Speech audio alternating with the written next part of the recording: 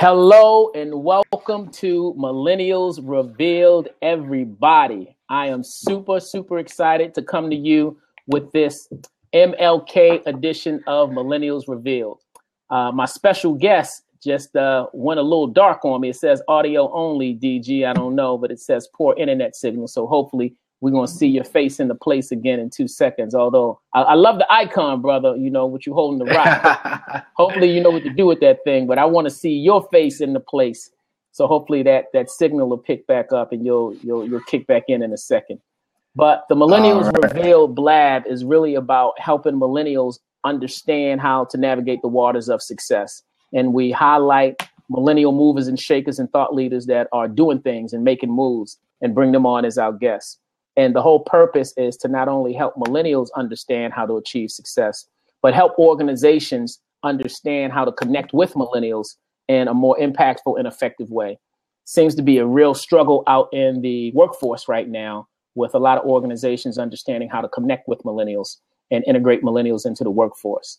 And it's also, I was talking to a friend of mine, it is also a challenge for a lot of parents to connect with their children as millennials. So shout out to my man B More, who I believe is in the building. And, he actually brought that to light. And so I've been having a lot of really healthy discussion around that as well. So we have a special guest on this evening. In this special MLK edition, we want to talk about realizing the dream for millennials. So Martin Luther King was an awesome man that did so much for society, not just African Americans, but for society and people in general. And the dream that he shared with us about how we should all come together and operate in unity and really embrace our diversity across the board, not just racial diversity, but socioeconomic diversity, gender diversity. His message was so powerful. And I want to talk to our guest tonight about what does that mean for millennials? Is the dream different for millennials and how they want to impact society and impact the world? How do millennials go about pursuing their dreams? Is it different then as it is now? So we still can't see your face, Mr. Garvin, but I want to have you to chime in and introduce yourself to the people real quick and tell a little bit about yourself. Tell them a little bit about yourself. Okay, I'm shocked because I can see my face and I can see you, but I don't know why it's not coming up. But the image I see just says poor internet signal, so I don't know if you want to wiggle around, move a spot, stick 1 foot to the left and 1 arm to the right. I don't know, Oh, they said they can see me fine. I'm not sure. Greek ladders, they said they could see me. Okay, well, maybe it's just me. Then maybe it's my internet signal. So as long as the people can see you, then that's all. Right. All right. So can't see you. So I guess there's a couple of people that can't see you, but we'll hopefully work out this technical difficulty. Definitely. Again, I'm David Garvin Jr. I went to undergraduate at St. Augustine's University in Raleigh, North Carolina. I graduated from North Carolina Central School of Law as well. From Woodbridge, Virginia. And so it's definitely a pleasure to be here today. I think this subject is something that's definitely needed. As I know we talk a little bit later on, and you asked me a couple of questions. I got a couple of things to definitely reveal as far as on the workforce side of things, and having a lot of experience with that, being in different positions, only being 27 and being in corporate America, and now transitioning to the millennial aspect of my life and controlling it. So it will be great. I'm glad to be here. 27, true millennial. You right at the core. You right in the heart of it. True millennial. Hey, I'm gonna do this for a hot second, D, if you don't mind. If I could encourage someone that is on the blab that's in the chat room to hit the hot seat and hit the open seat and dial in. What I want to do is I want to get some conversation going with someone on this topic while I ask you to jump out and then dial back in so that we can get a better signal from you, because your audio has been a little choppy and I want to make sure we see you. So I am asking Okay. anyone that is in the lobby to just jump in and give me your thoughts and perspectives on whether you think the dream, pursuing the dream or realizing the dream is different for this generation than generations past. Is it easier? Is it harder? Is it no different? So I want to understand from somebody, whether you're a Gen X or even a baby boomer, how you understand the dream, Dr. King's dream, and how that has impacted you pursuing your own dreams and what challenges came with that. And if you think it's harder or easier for the millennial generation. All right. So don't all jump out at once. So somebody go ahead and click that open seat, hot seat button. And then when that happens, I want you to jump out and then call back in. So maybe we can get a better signal. All right. Okay. Yeah. But, and I'll just share this real quick while we're waiting for some bold soul to click that button is, and I learn a lot. I do a lot of work with millennials, right? And so I learned so much from your generation. And you talked about a post that I posted earlier. And one of the things that I want to call out from that post is when I talk to millennials about the dream, about Dr. King's dream, and it really goes to a place of diversity and inclusion, about being inclusive, about everyone coming together and accepting the differences. And what I found that was pretty profound is that from a millennial perspective, is that the dream is about equality, not about sameness. And as simple as that may sound, I find that to be pretty profound and pretty deep, is that because I think sometimes people can mistake equality for trying to have the same expectations of everybody. But then that, when you do that, that is not truly embracing the diverse nature of everyone. We should accept and embrace the differences. So I think that small nuance is really powerful about seeking equality and not sameness, you know? So I don't know what your thoughts are on that, D, while we're waiting for somebody else to click in and join the conversation. Is that a millennial perspective that you share? For me, I think so, definitely. Again, like you said, going back to your blog, the coming there, everything coming together, people coming together, going beyond the diversity of just racial. From what you spoke about, I think that as a millennial, we definitely want to come together with others as well in different backgrounds. I think we're a little bit more open than the past, just because we embrace the difference in people. So how has that impacted you in your pursuits of your dream in corporate America? Because I know a little bit about you. You know, you went to law school, and so you're pursuing the legal field. You've had a couple of different gigs in corporate. You've dipped your toe in the corporate waters. Talk a little bit about how that has affected you in pursuits of your own dream. Do you feel as though the older generations didn't truly embrace you from a generational diversity standpoint? And were they trying to hate on you pursuing your dream? Like, talk to me a little bit about that, man. How's that? Well, definitely. I guess a little bit background. As far as I have a couple different dreams. One dream is I have a clothing line as well right now, Humility Clothing, and then also wanted to be an attorney. And so following those dreams and going into corporate America for a recent job that I just had, actually I put in the 2 weeks notice today. To fulfill So you gave them their walking papers today on MLK Day. Yes. So y'all was, first of all, y'all was open. So what'd you get? Did you? Oh, we was open. Did you? Right. Did you go in there and give them I have a dream speech when you basically. So with that, I mean, my man pieced them out today. Yes, and it was time for me to really take over my life. I was there, I've only been there for about 6 months. And don't get me wrong, corporate America, the money's good, everything's like that, but it doesn't make you happy. You're back. Well, it doesn't make me happy. I can see your face. You're back, by the way. But go ahead. Okay, but it doesn't make me happy. And I'm a sole believer that you can only be truly happy if you are doing the things that you are passionate about, and it's a purpose of mine. So the purpose of mine, besides law, is also speaking. So I want to get into the different realms, and I know that me being in corporate America, I would not be able to keep going those routes because Well, hold up. working. If I can I stop you there? Now, from what I Go ahead. understand, you're going into the industry of the law field, right? The Right. lawyers talk all the time, right?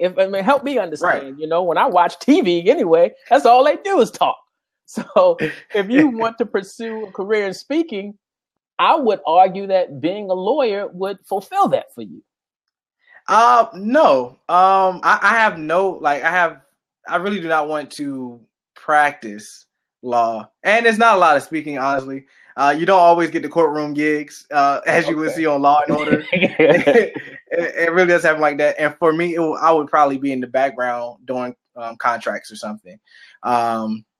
But that's just not something that I'm into. I wanted to do it just because I went to law school. I just wanted to be able to empower myself and my mind until when I do things like with my clothing company, when I want to do my own contracts or I want to negotiate, I have those skills to analyze situations in different aspects. So that's what I use. The law portion comes in that, and then also it leads to a bigger purpose. Again, I have things where it comes to the clothing line or it comes to speaking and where I can empower other people through that. But the law portion comes later on in life when I want to give back by doing all pro bono work where I don't have to go to someone's house and want to represent somebody and say, oh, I need this amount of dollars to make things happen. I want to be so stable that I can give back and give the community back the things that they gave to me and some of the things that I didn't get the chance to have, and be an advocate for a lot of others. Okay. How has Dr. King having the boldness and the courage to put up with whatever challenges, opposition, and resistance that came his way to pursue his dream? Because understand this, when you really step out there and take that leap of faith to pursue your dream, it's going to be some challenges that's going to come with it. It's going to be some resistance that's going to come with it. It's going to be some haters, and it's going to be all types of things that are going to try and discourage you from pursuing that dream. So how has Dr. King's ability to take on those, to roll the dice and take those risks to pursue his dream enabled you to pursue yours, or did it give you the inspiration or courage to pursue your dream? How do you connect Dr. King's dream with your ability to pursue your own?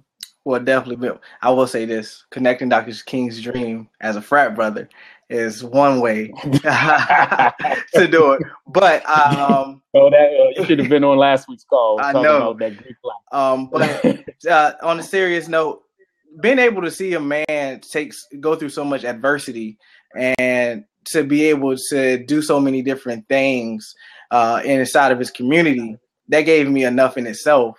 So just being able to read in a history book or look at his speeches and read his speeches and just know that what he stood for, it all came from the heart, because I wasn't around when he was speaking, but I can read the words on the paper and feel the heart that he put on the paper. And with that in itself, it shows a lot. It shows a lot of diversity that he wanted. He wanted diversity, not just between black and white, but just cultures all the way around, so that we can all come together as a people. So with him chasing that dream that he had, and with the dreams that I have, and the things that he had to go through, I may never go through some of the situations he had to go through. I may never see some of the situations that he's seen, but I will say that gave me it made the path for me to be able to walk down without fear. Okay. All right. That makes sense. Hey, and once again, I want to encourage anyone that is listening in, if you have questions that you want to throw at our resident millennial thought leader, please chime in, jump into the hot seat, and feel free to join the conversation and ask David some questions as well. So do you think that it is easier or more challenging for the millennial generation to realize their dreams? I think it's easier. Okay.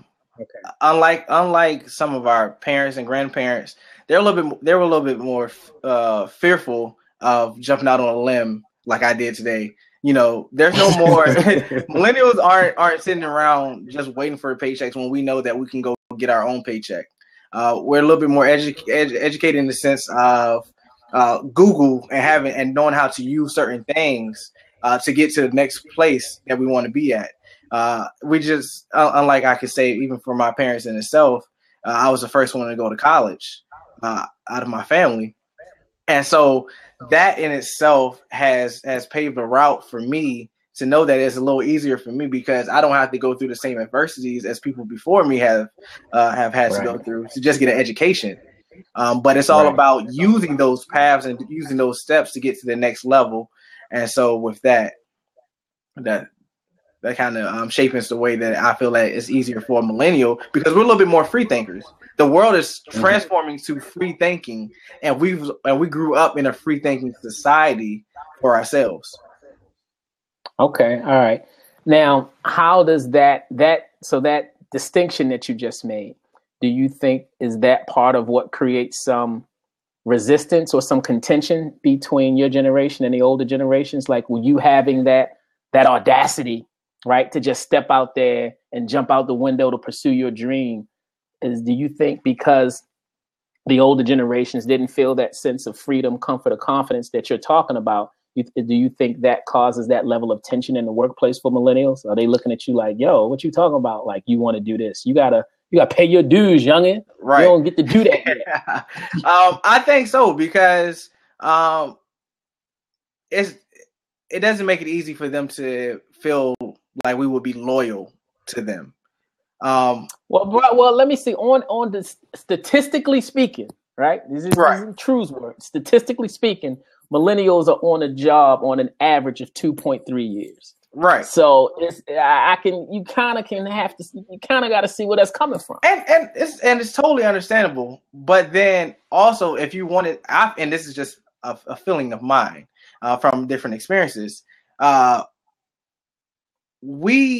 because we know that we don't have to do it and that we can create our own, it's a level of respect and how can I say of honesty that we look for when we do choose a career instead of a job. A job, I mean, we all know what a job is. You go, you work your 9 to 5 and you're out. But when you're trying to go down a career path to get to another level, we want to be able to feel equal, no matter what our age is, no matter what we look like.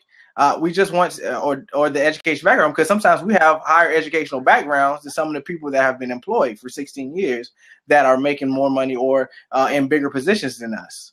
But we don't. Sometimes I think that because of that freedom and free thinking that we have, it's like they want us to be in a system that they've placed and that's been going on in the company for maybe 30, 40 years. But now free thinkers come in and say, you know what? This system really isn't working. Maybe we could do this. No one wants to hear that because for them, it's working just fine. But for us, it doesn't make sense to us because it's like we're always looking for making the job easier. Like you want to work. I think our thing is that we want to work smarter, not harder.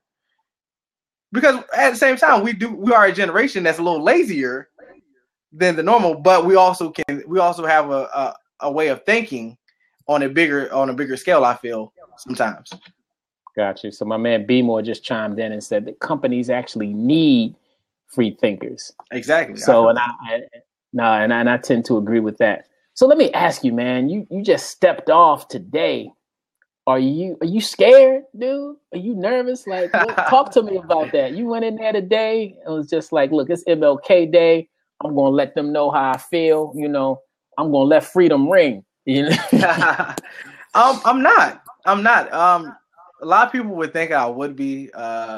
You know, even like my father today, he asked me. He said, "Is there another plan?" I was like, "No, I have no other employment lined up. I have no other interviews lined up. Any of that." Because I wanted to focus on myself and my goals. It was a year that I said I wanted to take over my life and really work hard. If I put 8 hours a day into something that I was passionate about, then I know that money will come. Because money's not the only thing. Now, was I smart? Yes. I put money aside. I made a lot of different things work for me. So when I had the job, I made the job work for me. I made the money work for me. So this was part of this was you were thinking of a master plan from day one. Is that what I'm hearing? Yes. I didn't just let me be clear. I didn't just walk out and say, oh, well, because I'm once again, my man B More chimed in with a question over in the chat room, and I think you actually started to address that automatically when he says, "What's the rent plan?" So it sounds like you had this mapped out from the giddy up. You was like, "I'm gonna stack some paper because I ain't gonna be here. I don't want to put words in your mouth." But was that kind of the? I mean, yeah, I knew for sure that there was no way that I could be there over 5 years because I came in with a track. But when I figured out that there was no way that I was going to get to that track over the time span that I wanted to go to, and even though I knew I was capable and they knew I was capable of it, I had to seek other options once I realized that. And that came from, I realized that option because I talked to people inside the company. I didn't just make up the decision or feel like they're not treating me right. I talked to people inside the company that I knew that I could probably go to and trust to give me the real of what's happening. And, and I think I have a great spirit of discernment as well. Okay. So I was able to use that in my benefit. Now, again, to address B-Moore's what's the rent plan, I have things lined up where I don't have to worry as far as about money for me. That's a good thing that I will say I'm blessed with. Now, and I actually have extra to do a lot of different stuff that I would like to do to make sure that I am okay with how I'm living and make sure that I'm okay with that my family's living good. I have 2 sons, make sure that my sons are taken care of as well. So I was very smart and strategic about what I did at the same time. So that's why I have no fear because I planned for it. Okay. Got you. Now, what do you say to your millennial counterparts out there that feel the same way that you feel, that feel trapped and feel like, wow, this isn't really fulfilling, this isn't fueling my passions, but are scared to make that leap, scared to make the leap that you made today? What do you have to say to those millennials that want to do it but can't quite get up the courage to do it? I must say, and I would say something like, you have to take the leap of faith, because you have to also know that with that faith comes a key balance later on, because that faith is going to give you the determination that you already have inside you. Is going to take you to the next level, because when you're to that point where it's like, all right, either I'm going to sink or swim, that's where the pressure comes in. And I would say do it. There's nothing wrong with it. Just make a plan, definitely. And some of us don't have the necessary. Some people feel like they don't have the jobs to be able to. Or I don't have the type of jobs to stack the money that I want to do, or I don't make the type of money to just quit my job. But what you have to do is you have to realize and work that those extra hours at night. So yes, it's late nights and early mornings, and you're working on your dream while you're there. So when you do take that leap, it's a smoother transition over to what you want to do. I didn't just quit and say, oh, I'm going straight to my clothing line. I worked out.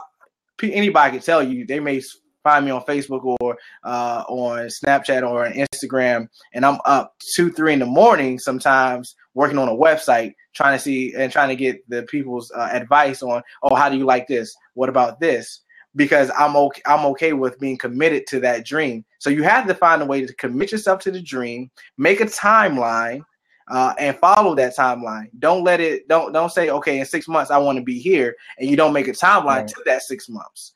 You want to set those goals and those standards of I want to be here. So month 1, I'm going to do this. Month 2, I'm going to make sure I'm here, and then from there you make yourself a little happier.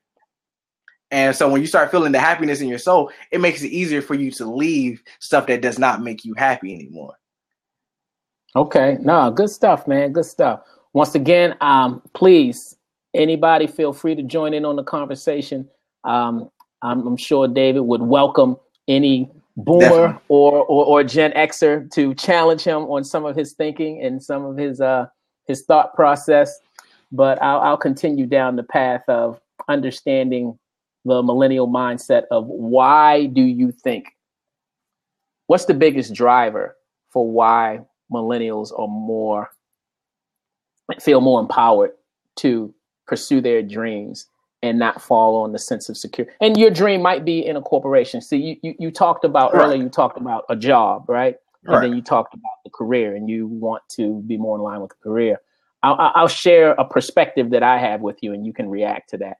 Okay. And so I tend to agree with you on the job piece. A job, 9 to 5.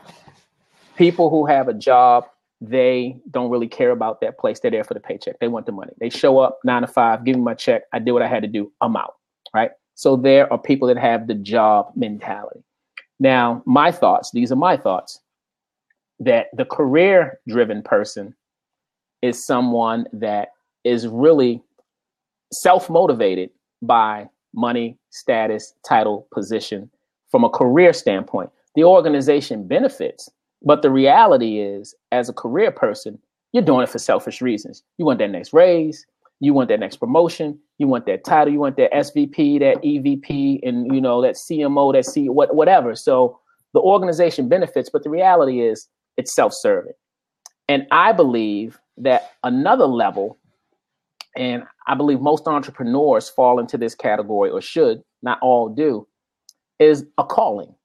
I believe there's a job, there's careers, and then there's a calling, something that you just really feel called to do because you know that the gifts that you have and the passion that's inside of you is something that you're going to use to, like people like Dr. King, like we're talking about today. That wasn't a job. That wasn't a career. That was a calling. And I get it. He was a pastor. He was a minister. I get it. But that aside, that was a calling because he was doing it for the betterment of society, for the betterment of the world, for the betterment of others, regardless of the abuse that he knew was going to come his way. And so I put that out there, and I know, and this is where I differ with you a little bit about the career. And I get it, being someone that has a career, has been in a career, but I also fell into that category. I was like, yo, I'm trying to get this money. I'm trying to get this status. I'm trying to get this title. I'm trying to get this position. And company benefited. But the reality is, being a career-driven person, it was, really making it about me.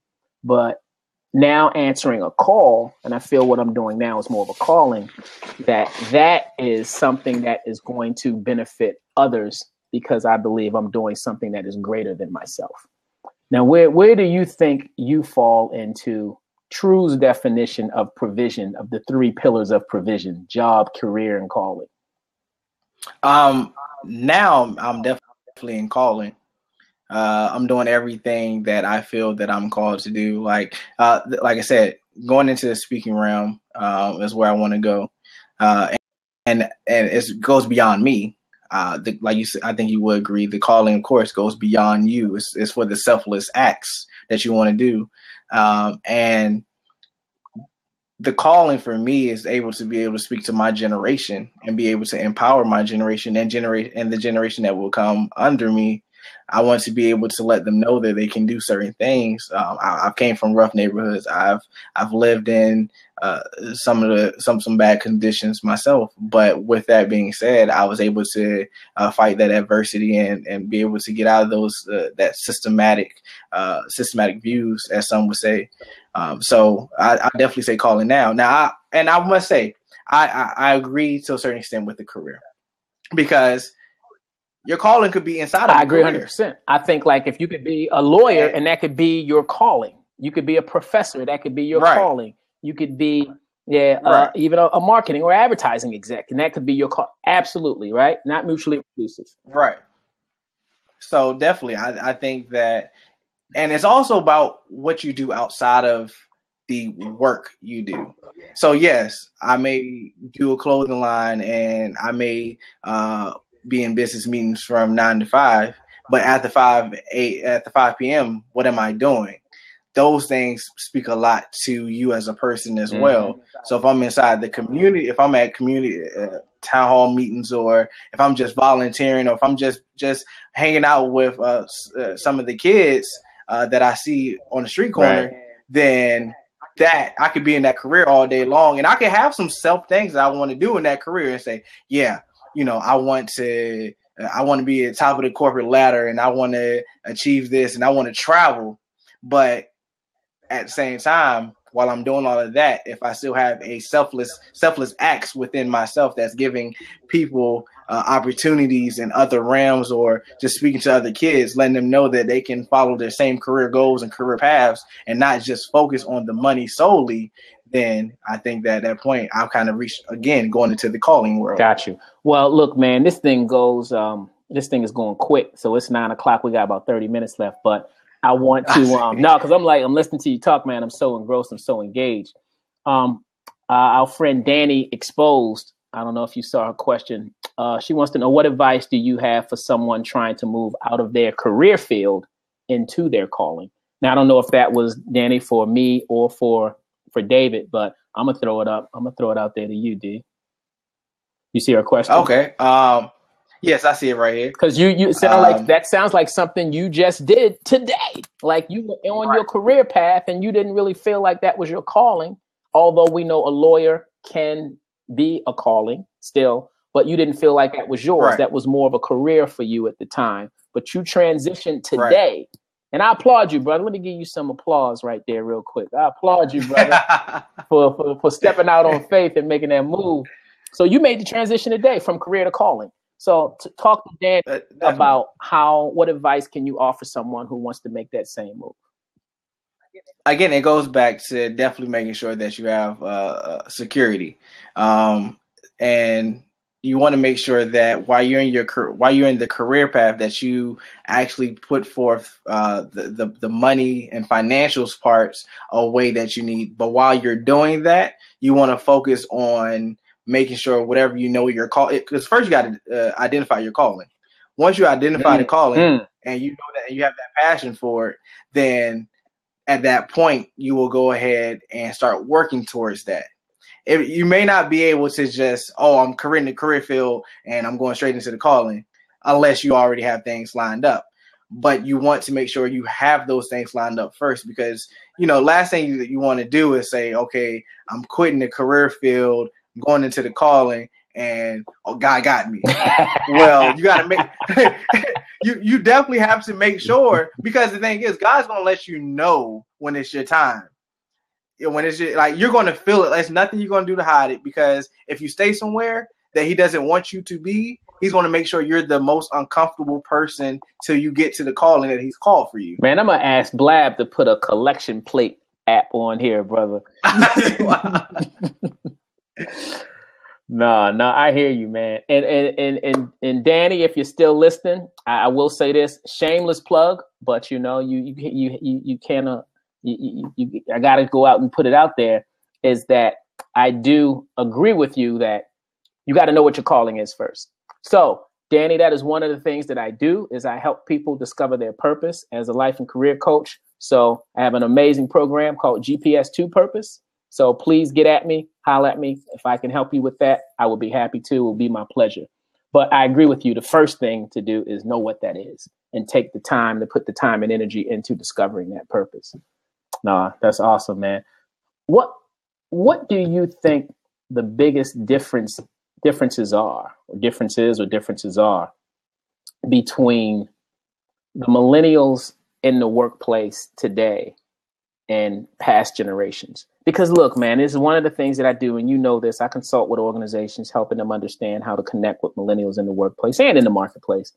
But it's like y'all some aliens, man. People really don't know what to do with you guys. What is the big difference with millennials in the workplace today? What is the biggest difference between you guys and the other generations right now?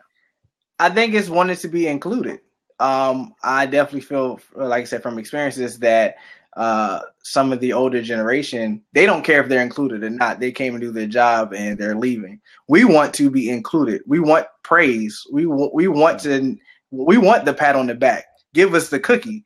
We want those things, because at that point we like to feel valued.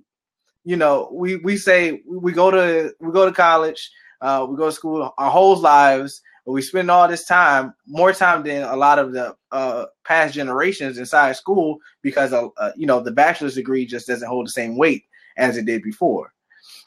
So we have all this time, and we want to be acknowledged for that time. Gotcha. It's easier for us to do a job at a high expectation when it's like, okay, we appreciate that little thing that you did, or we want to. Oh, can we come to that round table meeting and have a say so in it? Even if sometimes you may not. You low on the totem pole. You want a seat at the table? What's wrong with being at the table? What's wrong with it? If there's, this is the thing. If there's people in my position and we have the same title and they're at the table, why can't I be at the table? Because you hired me for a reason, and it's not just because okay, you qualify. It's because I had an interview. And I had to I went through this extended background and the extended interview process, and you saw something in me. So let me be able to come running. I'm not saying I need you to pay me more. I'm not saying that I need to look like B-Boy might disagree with you. Right. I think B-Boy might be a baby boomer.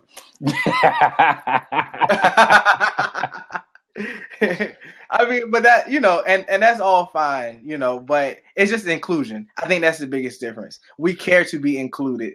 We care to be praised. And just even for the small things. And I mean, and that's kind of the way that we were kind of raised as well. From like, my father treated me different than from what his father did. His father didn't talk as much. My father wanted to talk more to me, so we are getting included. Somebody please call in, because this sidebar is getting real interesting to me, because you got some people that's like, I don't know, B. I mean, I don't know. I mean, you got to earn it. You got to earn it. You got to learn it. You got to earn it. Like, what's really good? You trying to have a seat at the table, young pup, and you ain't even bring nothing to the table. So, I mean, that could lend itself to the stereotype of sense of entitlement that millennials have, right? It's just like, do you, and this is my question to you, and somebody, whether it's B-More, whether it's Corporate Hustler, whether it's Danny, I am Queen Minded, somebody please call in, and I want to hear your voice live and direct. What do you say to people who would say that is a sense of entitlement mindset?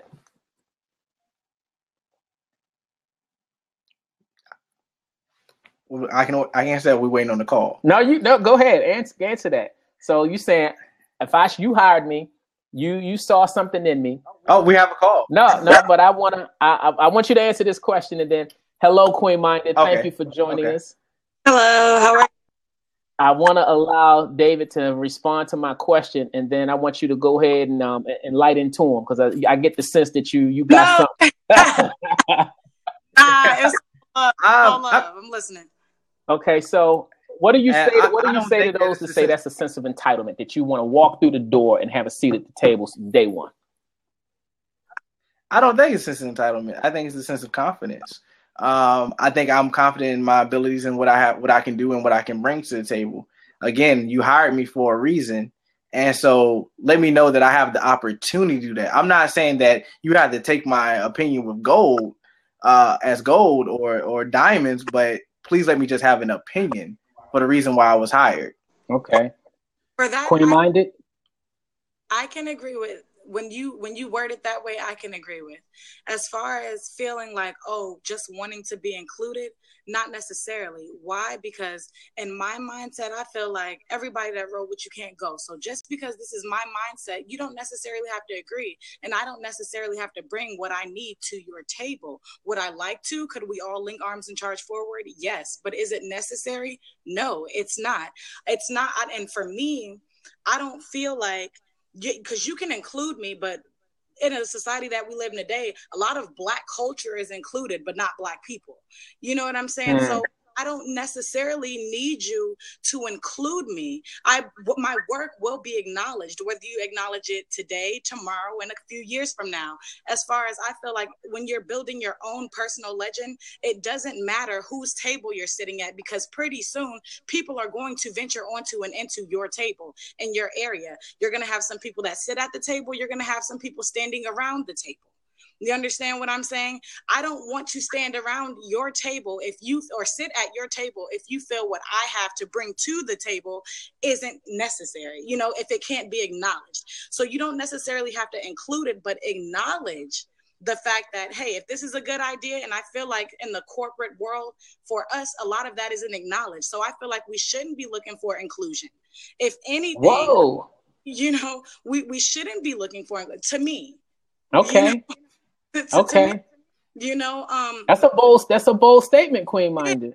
Because honestly, it's all about finding what works and doing what works, and what may necessarily work for you may not necessarily work for somebody else. So that's the great thing about, can have great ideas and arms and charge forward together. It makes it great. You know what I'm saying? It doesn't necessarily have to be, well, if you don't got me at this table, right?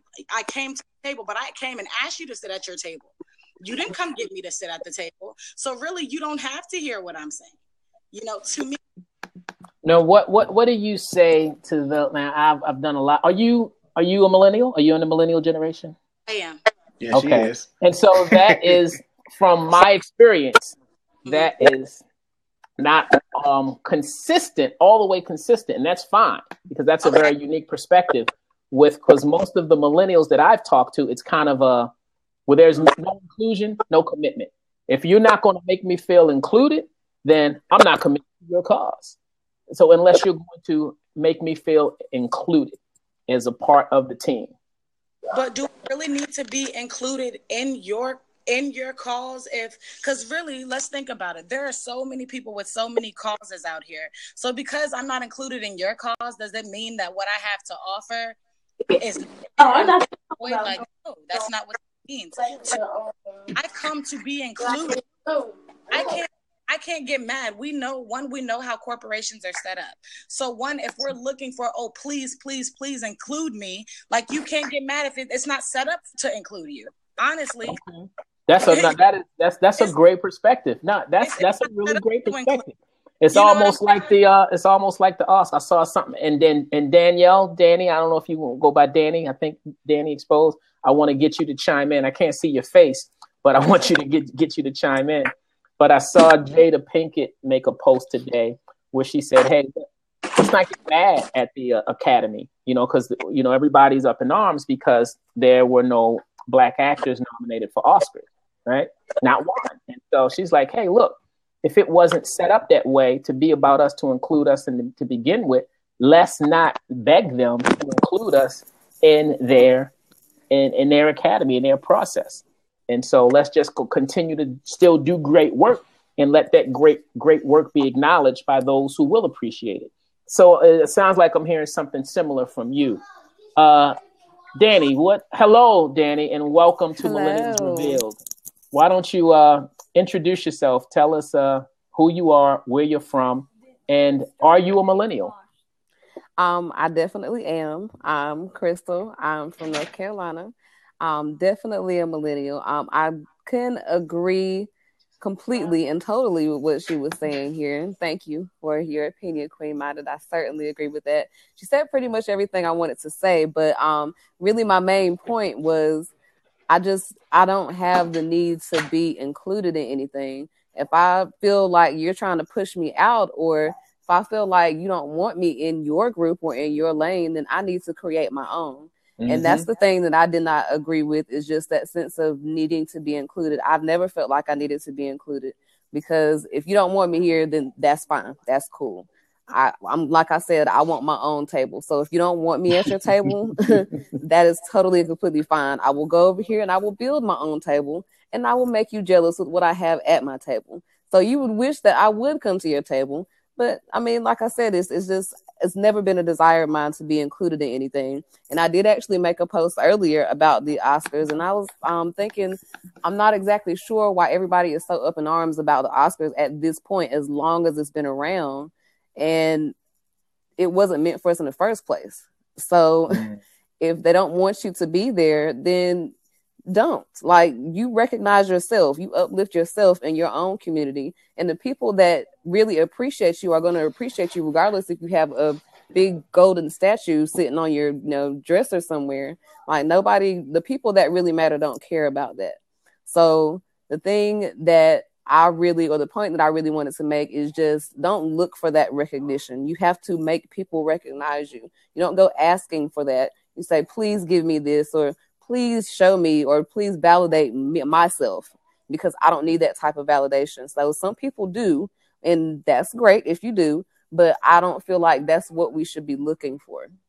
I tell you, boy, the millennials have spoken. Like, all three of you guys, I mean, I'm hearing it all come together. I'm seeing how you guys have come together with different ingredients to the same recipe. And you guys are just letting that cake rise and rise and rise, because you guys feel like, look, if you don't want to give me a seat at your table, I'm just going to go build my own table. That's what I'm basically hearing from each of you guys. And I think that explains why there is an average of 2.3 years on average of millennials at an organization. Because if you guys aren't feeling it, y'all have no problem being out. Y'all have no problem being out. You're not like, so D, you had something, you had your hand up, and then Queen Minded, I'm gonna come back to you. Oh no, I was saying I think I agree. Like, we all just said the same thing, in three different ways. Where we are, I said it that far as in my thing. I want, like, if you want me there, I want you to be included. If I'm not going to be included, then I'm going to have my own. Queen said that she doesn't care about being included because she's going to have her own regardless. And then we have Danny that says that she wants her own table regardless. I think Danny might be on the run because she said, Crystal, I think the Fed's looking for Danny because she got like eight. She got like 8 aliases.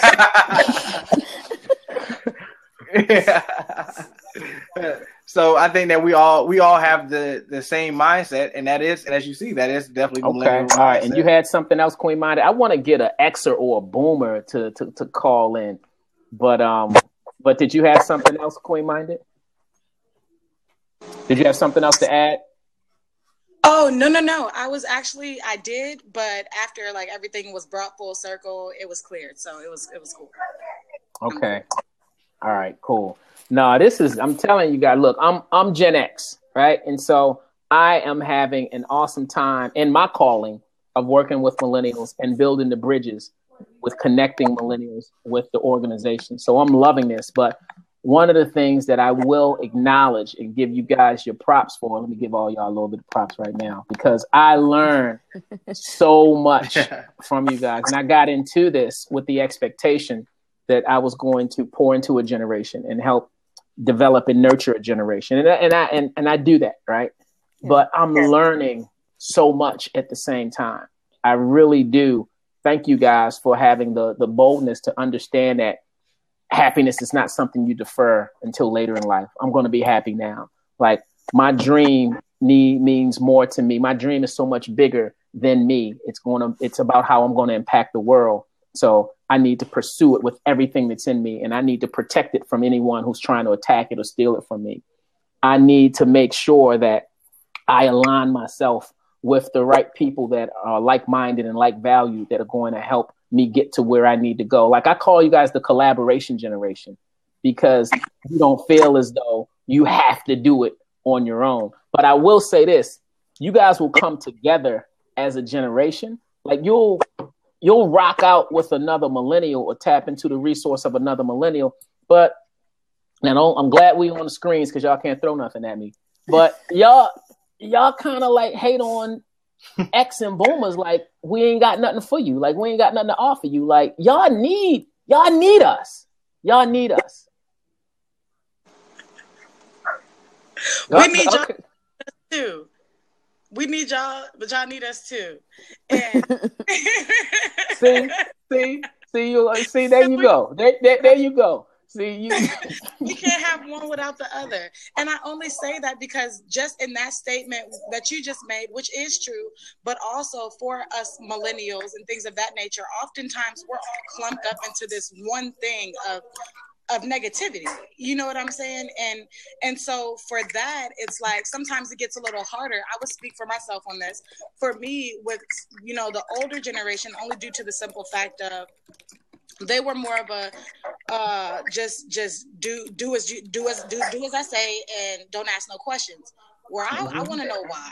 And I want to, even if I got to go down the hard road, though it's kind of hard-headed, that wisdom that I attained from it, like it works. So then from there, but like with the older generation, like I've noticed, like especially on now, and I won't say y'all because you're not doing this, but with thank you. I'm gonna see if I'm gonna get you up to 100 just for that. I'm not gonna generalize, but I will say that it goes both ways, and I think that we do need some older leaders who are also going to bat for us, because we don't do what we're doing just for our generation or the ones to come after us. Like we're doing this for y'all too, for real, because y'all fought the same war but differently, and now we're fighting this war, so we need you all support as well. Okay, so you going David and Goliath on it. So David like hollered at Saul. Saul was like, "Yo, put on this armor, young boy." And David was like, "Yo, you fight with armor. I fight with rocks." Like, we do things different. We do things different now, old man Saul. You go get you a slingshot.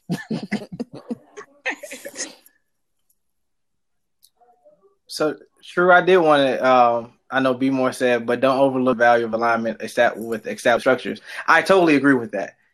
There are some structures that stand tall and stand strong that we could align ourselves with. Look, I'm stereotyping to a small degree because I want to make sure I want to keep I want to stimulate the conversation. That's all I'm doing. That's the host. But right.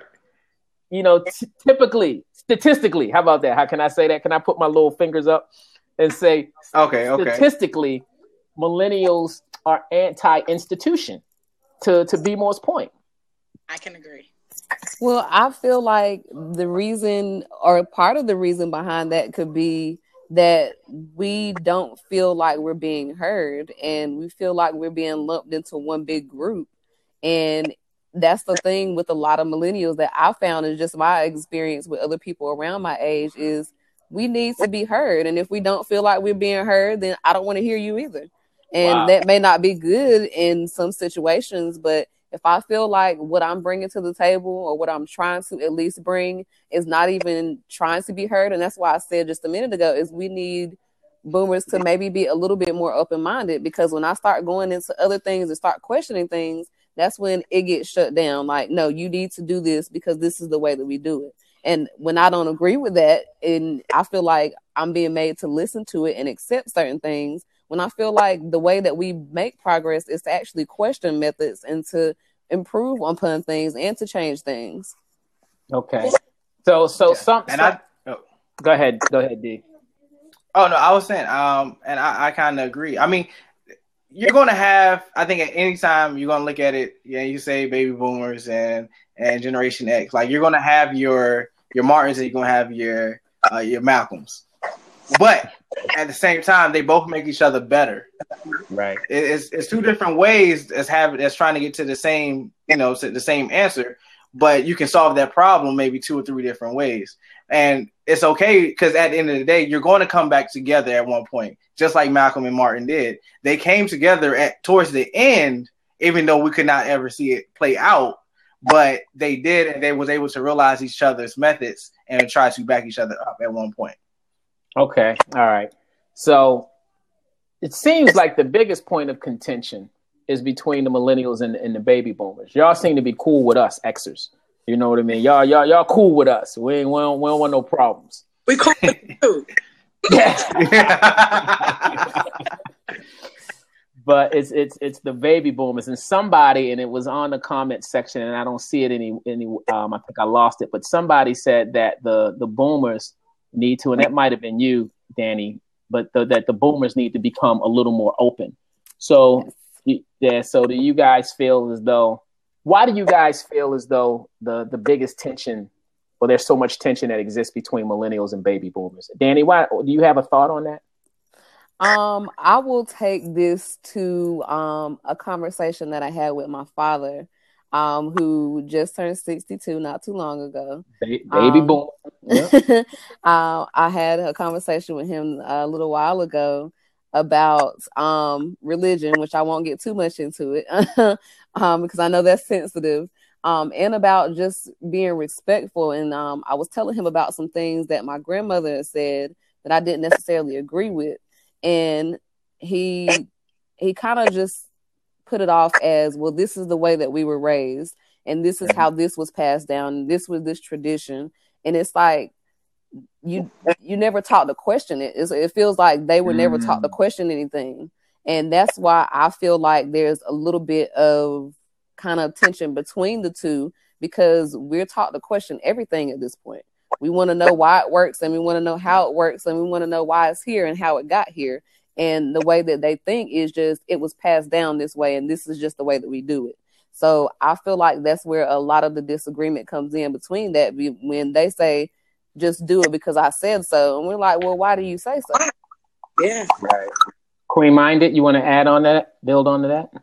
No, I mean, I agree with that. It's just like, we're basically taught not to ask why. And I don't think that that's healthy. And before, I don't know about anybody else, but before that acceptance and understanding comes a little bit of rage and confusion, and so, being taught not to ask why, it brings a whole bunch of confuzzlement. See, my father he doesn't retire until April, and he's been in the United States Navy for 30 years. Since he's been 18. So all he knows is that mindset and preachers in the pulpit. Pimps in the pulpit. That's his mindset. All he knows. Right. And so when it's like, I know for me, I had a strict mom, a loving mom, but a strict mom, and don't ask her no questions. Like, as an adult, like, we can have those conversations. As a child, I couldn't have those conversations. With my father, still to this day, we can't have a lot of conversations because of his current position.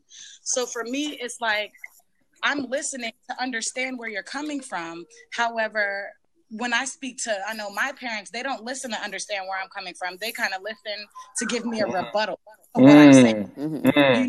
And to me, I feel like I'm allowed to disagree with you without making myself a disagreeable person, and starting confusion. I feel like we can agree to disagree. Like, that's how you feel, that's how I feel. And I feel like we live in a society where today, like, you're not allowed to have your own opinion or your own perception or whatever the case may be. And to anybody, perception is reality. So if I perceive things this, you can't tell me that this isn't what it is because you see it differently. And I think that's why our generation, like, we have a little bit of trouble coming together and a little bit of the gaps in the unity, as well as that generation, is because everybody's got their level of understanding, but nobody's really trying to take the time and see why somebody feels or understands a certain thing or perceives a certain thing the way that they do. And nobody wants to understand. Everybody just would rather get so much knowledge, but nobody wants to tap into the wisdom factor. I think that's where it goes. No, that's deep. I gotta tell you guys, that's why I love you guys. I love you guys. Y'all are truly educating me and continue to do so. Now it is 9:28 in this blab. I know, right? I could rock out with y'all. Like, seriously, I could rock out with y'all for the rest of the night, for real. Like, I love this. I love this. But I think this is what it takes. I think it starts with an open dialogue, an open mind, and an open heart, really, to help bridge those gaps. And so I just want to offer my summary.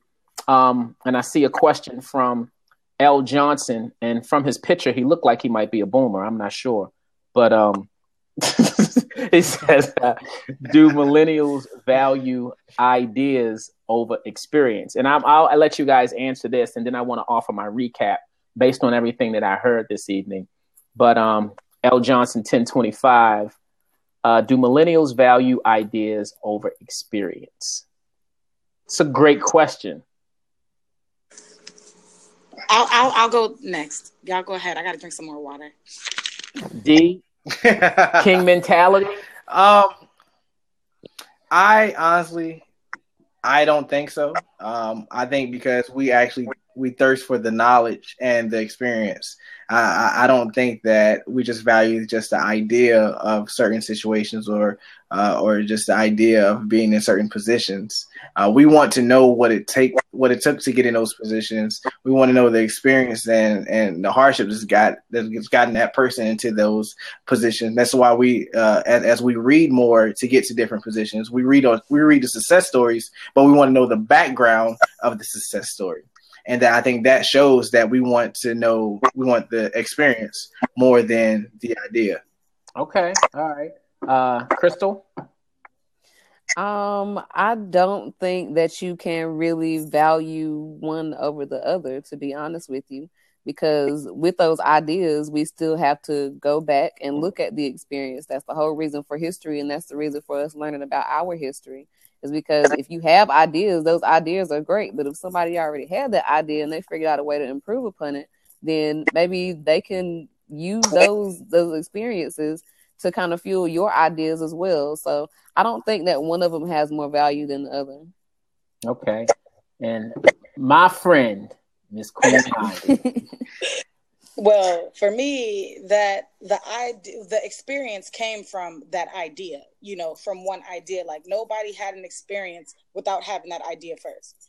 So they go hand in hand. Like you can't not have one without the other. I would say it's great to listen to the experience because you do get the wisdom from that. It's always great to get the wisdom from it. However, like if I have an idea and I feel like, and collectively, we feel as though it's a good idea, even if we got to fail forward, that does not mean that just because someone had this experience, we shouldn't try to take it on. You know what I'm saying? Like, am I saying make our beds hard? No, I'm not. Am I saying be hard-headed? No.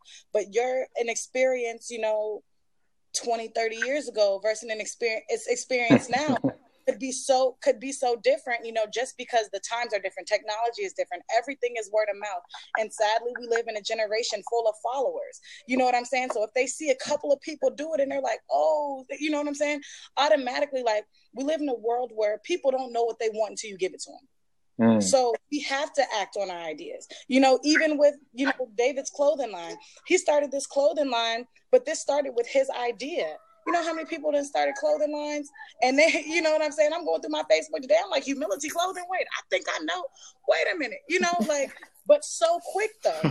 With a touch of a button, so quick. So I feel like it's dangerous when you don't leap, and act on those ideas, because that one idea could lead to something so much greater. Like nobody says that you have to stay in the box of that small idea. Like that can keep going. So yes, like, take the experience, take the wisdom from that and the knowledge that you've gained, but also take the risk too, because where there is no risk, there is no reward. And if you're not putting out and sacrificing something, you're really, in my experience, not going to appreciate it as much when you get there. Like, take the risk. The idea may be stupid to somebody else, but to somebody else, it's a $2 billion idea. Mm-hmm. No, that's a reason that we've all been given our respective visions, because we are the ones that are equipped to fulfill that vision. I may not understand your vision, but that's why it wasn't given to me. It was given to you. Absolutely. Right? Exactly. And it's being able to understand that, and respect that, respect people in their ideas, and let me do this.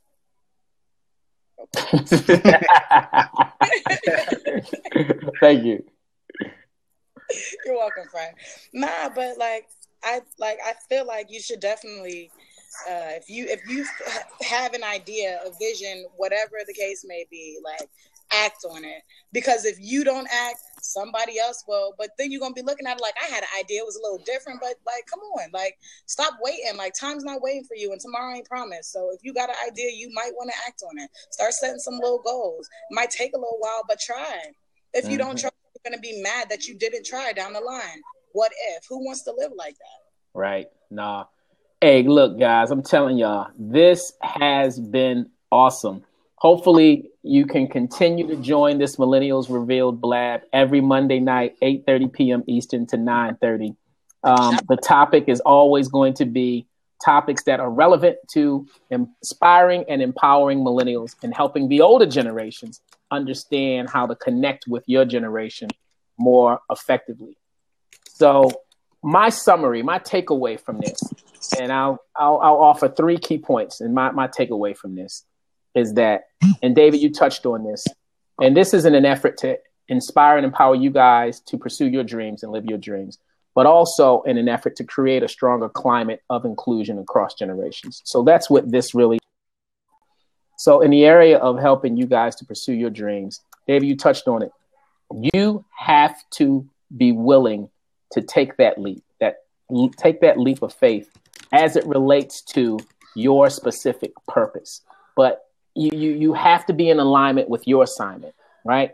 Don't get so caught up in looking at yourself in someone else's mirror. Get in alignment with your assignment. And it starts off with understanding what your purpose is, what your purpose is, your purpose is, your purpose is, and then pursue that with everything in you. And that's why you have the passions that are aligned with your gifting. That passion will sustain you. That passion has been planted in you for a reason. You have the gifts that you have for a reason. These are the things that inform your purpose. You find that place where your gifting intersects with your passion, and then you provide a service better than anyone else, and that will be monetized far beyond your wildest dreams. But it has to be a service that you're providing that's greater than yourselves. So I encourage each of you to be willing to take that leap of faith, as long as it's in alignment with your assignment of your gifting and your passion to provide a service, right? And then I think, Queen Minded, this is something that you touched on. I think this will help us to continue to bridge those gaps. Seek first to understand, then to be understood. And I think that goes across generations, right? And I hear you loud and clear that oftentimes the older generations are guiltier, if that's a word, of that, right? But I would encourage you guys to do the same. Seek first to understand and then to be understood. Why is that boomer thinking like that, behaving like that, having those expectations? Why is that Gen X person? So try to understand where they're coming from and then focus on being understood. If somebody talked about it, may have been you, Queen Minded, or Crystal, where you guys were saying, when you're sharing your thoughts with someone, they're so busy forming their rebuttal that they're not even really listening to you. And so they're not absorbing what it is that you're saying, giving you the benefit of the doubt that what you're saying may actually have some merit, right? So, but that goes both ways, right? So I encourage you guys to do the same with your older generation counterparts. And the third piece is not to, and it's connected to the second one, is let's not project our expectations onto others. And, and I go back to the David and Saul example, where Saul was like, yo, if you don't put this armor on, like, you ain't going to stand a chance. But that is because that was the expectation of Saul, the way he was raised during the time and the era when he was coming up. So you guys are that slingshot generation with the 5 smooth rocks, right? Y'all don't necessarily need the armor because you are ushering in a new era. You can go out there and defeat your giants with slingshots, where it may have taken a baby boom. It may have required full armor, sword, and helmet for the baby boomer, because that was the technology that was available during their time and during their era. Because what has happened is technology has truly informed a different set of values and behaviors with this generation that you have to understand it wasn't even available to the previous generations to even adopt the values and the mindsets and the behaviors that you guys have, because technology has just conditioned you to think differently, to act differently, and to operate differently. But the older generations need to understand that too. So seek first to understand, not to be understood. Do not project your expectations onto others, and get in alignment with your assignment. I think those are my summary points for this session for tonight. And I look forward to having each and every one of you participate in the future Millennials Revealed Blabs moving forward. And I will give each of you an opportunity to offer some closing remarks on behalf of your collaboration generation, to silence all of the baby boomer and Gen X critics out there that's hating on y'all. This is your opportunity and your moment to offer some some closing remarks or commentary on how they can do a better job of connecting with your generation. You guys have 30 seconds. D, you want to start us off? Sure. As closing remarks, just to kind of, like I said, bridge that gap between us and the other generations. Again, we just ask to, one, be respected with our thoughts and our ideas, just as you will with anybody else's. And with that comes the inclusion. Again, we will, if we're not included, we will start our own table. But I think that everything can definitely be respected, as long as that we definitely trying to get to the end goal and the answer. So that's it. All right, cool. Danny? I guess what I will say in closing is just to stay, I'll say this, keep with what you know and you feel is right. And also be open to, advice, be open to new ideas. And I think because what you touched on earlier, calling us the generation of collaboration, if we can learn to collaborate with ourselves as well as the boomers, because they do offer that, experience that we don't have. And even though some of the stuff might feel like it's a little outdated, we have, ways that we can improve upon that. And I think if we all come together and realize what each person or each generation has to bring to the table, then we could do something amazing that neither generation has ever done before. All right. I love it. I love it. You guys are, I'm telling you, guys are on fire, man. I need to talk to y'all more often. Queen Minded? Well, all I would say for real is just don't quit. Like, if it's something and a desire that's burning in your heart, like, don't allow anybody or anything to come and deter you from that. Like, and I'm confident that I found my lane. And if you stay in your lane and keep going, like, you don't have to worry about no traffic on that lane. You ain't got to worry about, right. You know what I'm saying? Just stay on your path and your purpose. And it took me a while to find my divine purpose, but once I found it, it's crazy because my palms are so sweaty, but I'm doing it right now. So just baby steps. And I would just say, stay encouraged and don't let nobody tell you no. They tell you can't do it. Ask them, why can't you? And actually, you don't even got to ask them. Just show them. Like, you don't got to prove nothing to nobody but yourself. If you believe in you, then that's all that matters, because everybody gonna get with the program. Remember, we live in a world full of followers. They're waiting for somebody to show them the way. Why don't it be you? I tell you, boy, you guys have been an awesome, awesome, awesome bunch. D, thank you for being my special guest tonight, man, setting the stage. Thanks for having me. You represented your generation well. I want a special shout out to Danny, Queen Minded. Thank you guys for being bold enough to press the button and step in on the hot seat and let your voices be heard. Hey, love you guys and look forward to hearing from you again. All right? Bye. Bye. All right. Have a good night, everybody. And thank you for all of you who joined us on this blab, that were providing your comments, chiming in. You guys made it happen. You guys made it possible. See y'all next week. Millennials Revealed. Y'all have a good night.